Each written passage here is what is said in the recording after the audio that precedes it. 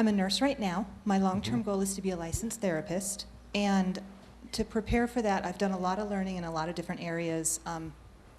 Alcoholics Anonymous, meditation, communication, money management, how to raise your kids, et cetera, et cetera. And my first question is, what can my big toe and knowledge of the greater reality teach me that these other existing things cannot? And then the second question is, I know that I'm going to be dealing with people in crisis and really violent situations, and I'm going to be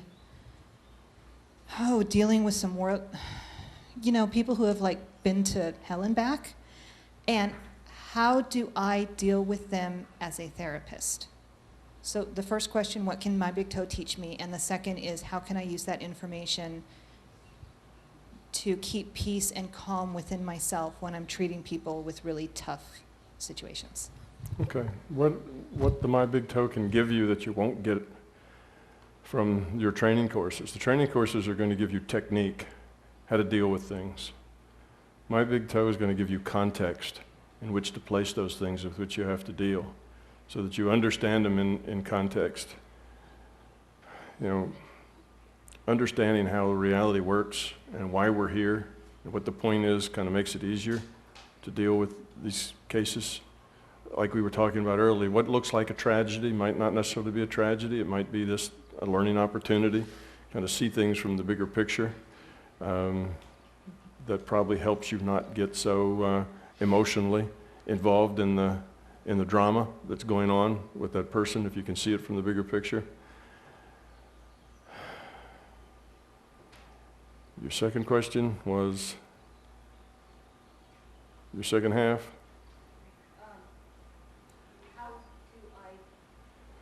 How do you deal with these people in the crisis situation? Yeah.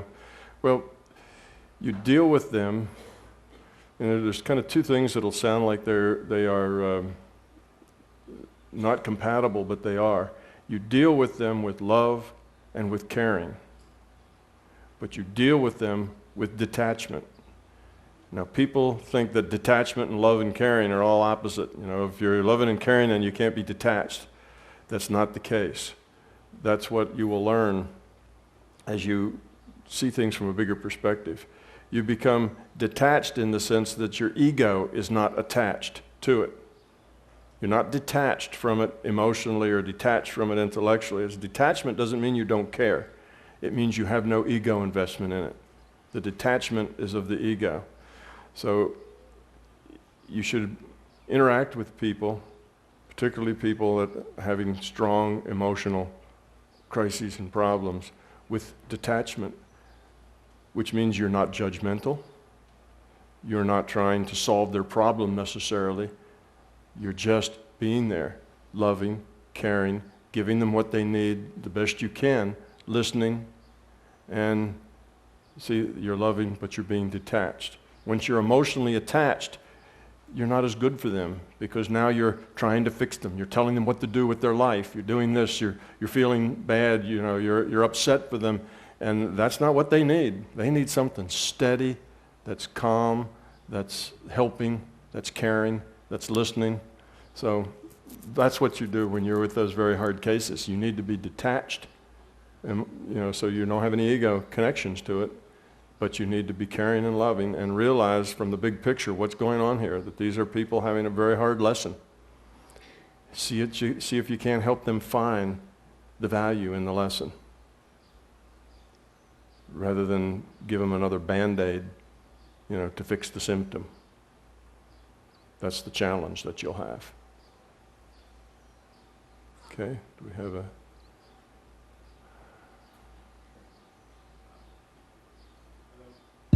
Yeah, it's on. Tom.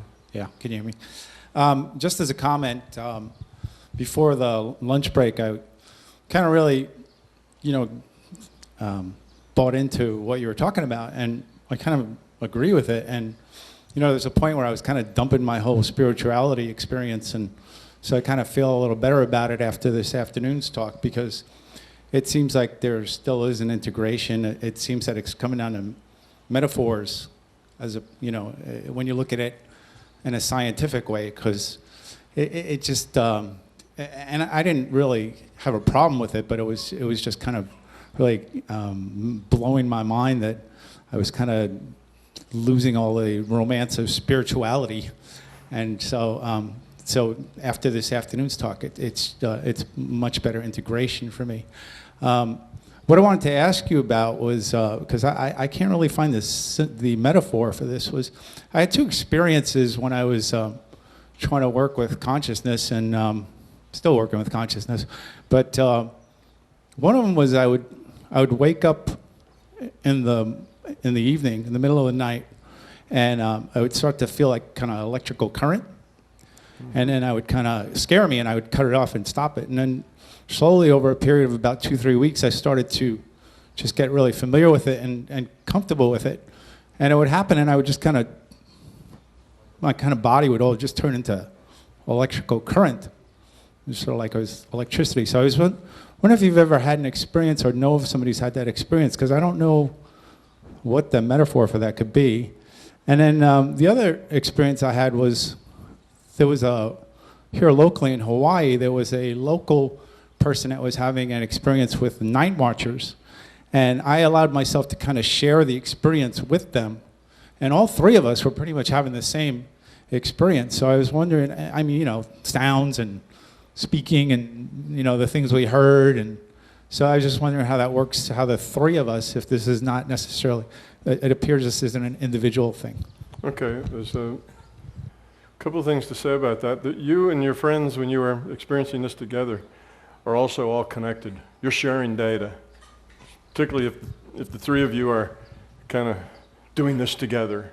One person's feelings, one person's thoughts are made available to the other, and that's true of any close, group who are sharing, particularly an intense experience together. You tend to share. You may talk about group mind. There is kind of a group consciousness where you tune in on each other. So that's one thing. You were tuning in on each other, no doubt. On the other hand, you may all have been tapped into to the same larger consciousness system. Now, what you see and what you hear is not always what's there. It's your interpretation. Sometimes that interpretation, a lot of times that interpretation is similar among people of similar ideas, similar age, similar cultures, because you have similar metaphors. Okay? Occasionally, it's the consciousness system trying to give you a learning experience. So if you're experiencing the big, scary consciousness system, then they may give you something big and scary to experience. And the reason for that is that fear is the opposite of love. Fear is the big problem. Fear generates belief. Fear generates ego. Okay? Often your interaction with the conscious system is centered around fear, and that's because that's the big lesson. So things are done like the electric shock. That electric shock was probably an experience given to you just to help you get over your fear or see what you would do with your fear. And at first, you were afraid of it. It was a frightening experience.